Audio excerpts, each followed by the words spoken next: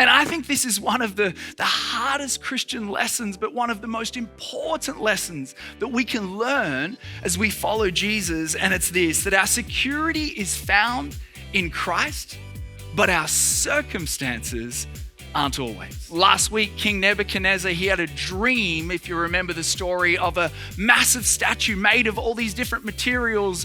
And then a rock comes and smashes the statue. And Daniel comes to the king and he tells him that, hey, this dream, it represents you. And it sort of seems in response to that, well, King Nebuchadnezzar goes, hang on, I don't like that story. I don't like that lesson. I'm going to build my own statue, a real one, not a dream statue. And this time it's not going to be made of different metals. It's all going to be gold.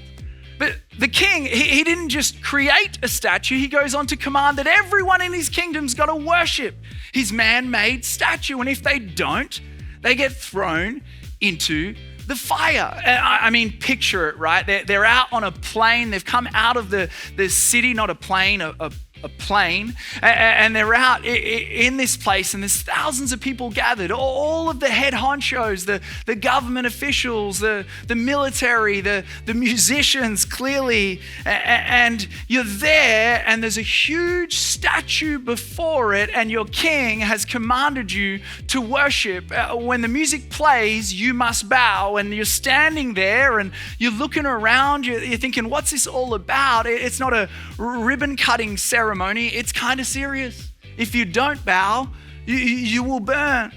And then the music plays and everyone bows except 3. Everyone else's faces are to the ground and you're still standing. Imagine the pressure in that moment. Why didn't they bow? Well, there was one decision or one thing that they had in their control. Maybe they realized something. The idol can't speak. The idol can't save itself.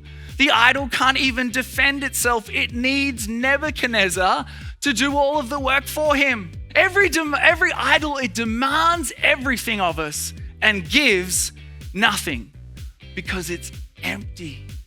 It's a farce. It's fake. And knowing this might not take away the trembling as they stood before the king, but at least they know that there is no truth in it.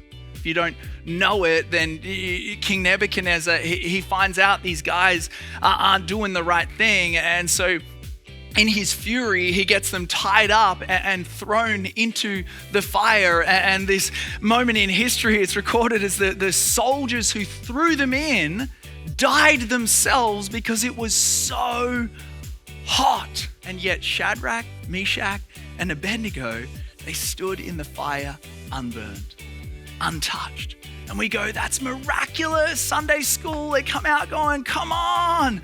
Daniel and the lion's den, Shadrach, Meshach, and the burning fiery furnace. We've made the miracle that they survived the fire. But I wonder whether the greater miracle happened before anyone ever lit the fire. The greatest miracle in this story was that they never bowed. That they never conformed to the pressure of this world. Because the greatest miracle wasn't that they escaped suffering. The greatest miracle was that they remained faithful even in the suffering. The fire revealed what was already in them. They belonged to God. Which still leaves us with the question, well, why didn't they bow? Surely it wasn't just that they knew that this made-up God was made up. They were still under the threat. They were still under pressure. They still would have suffered. Why didn't they bow? Well, here's the good news. I don't think it was because of their human courage. It was the power of God at work in them. They didn't know God's circumstantial will. Will he save me or will he not? They had no idea, but they did know God's revealed will for them. Don't bow. The invitation isn't to know more about God. The invitation is to know God. It's when you are in relationship with Jesus that you discover he is worth trusting, even when you don't know what you're doing, even when you don't know what's next. And that kind of faith can stand before any furnace.